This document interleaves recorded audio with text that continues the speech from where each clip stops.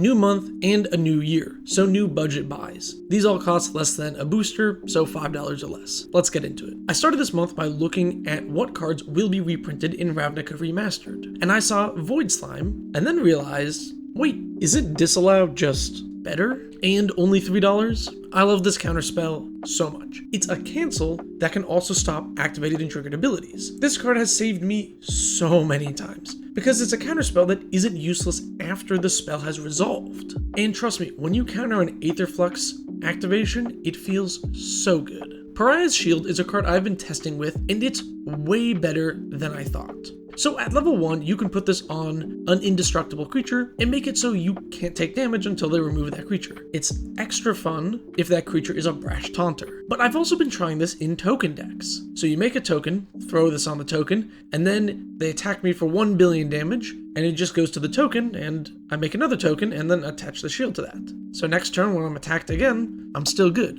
This does come with the downside of not blocking, and then them removing the shield or creature at instant speed, so use the strategy at your own risk. But it is a good deterrence. If they don't have removal, it'll feel really lame to attack into you, so they might attack other players instead. It's kind of like a pillowfort effect. And pillowfort has been a classic commander archetype for a long time, and Sphere of Safety is one of the most popular pillowfort cards. Also reprinted in Ravnica Remastered, it's very annoying to attack into and does its job so well. With just a few enchantments in play, it can feel worthless or impossible to attack into that player. Ilharg is an interesting mono-red commander that I did not realize was from Ravnica, but with its reprinting in the remastered set, the price has dropped. This card lets you cheat in massive creatures and just knock players out of the game with huge swings for tons of damage. When paired with a haste enabler, this commander is extremely dangerous. Not even in the command zone, but you could just play this in the 99 of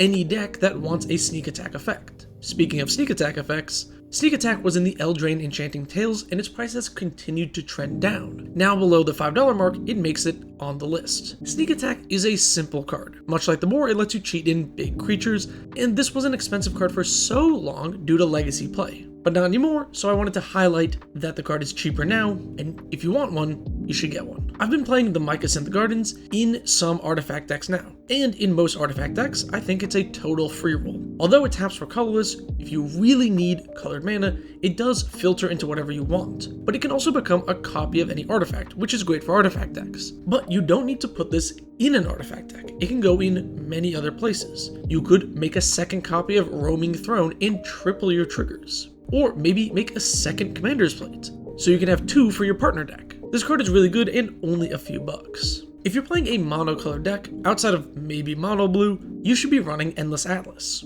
You can also play this in a 2-color deck if you are pretty high on basics. Essentially, it draws you a card every turn if you have some basics in play, and honestly, that's all you need oftentimes. This is very good in mono red and mono white decks that can sometimes struggle with card draw, so give it a try. It's also a bulk rare. Doubling Season is an excellent card for counter decks, but it's very pricey. So if you're looking for a budget replacement, Corpsejack Menace is decent. It's no Doubling Season end of the day. It doesn't work with Planeswalkers or counters other than +1/+1 counters, but it's less than $1, so it's pretty budget. Play it in your Skullbriar or Pelucranos deck.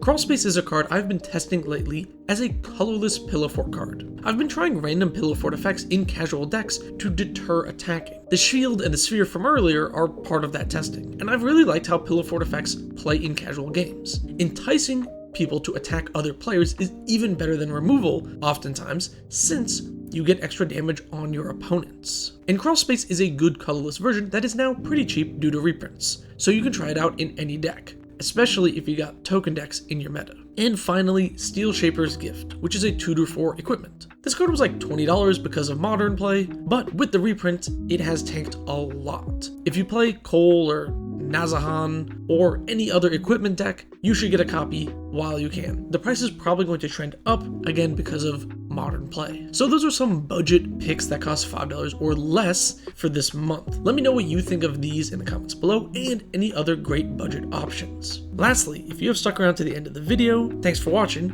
but I have one last question for you. In the near future, the price of packs is going to change. Should I keep the budget limit here at $5, or move it up to the price of play boosters or whatever they're called. Let me know what you think about that in the comments below as well. Thank you so very much for watching. Subscribe for more.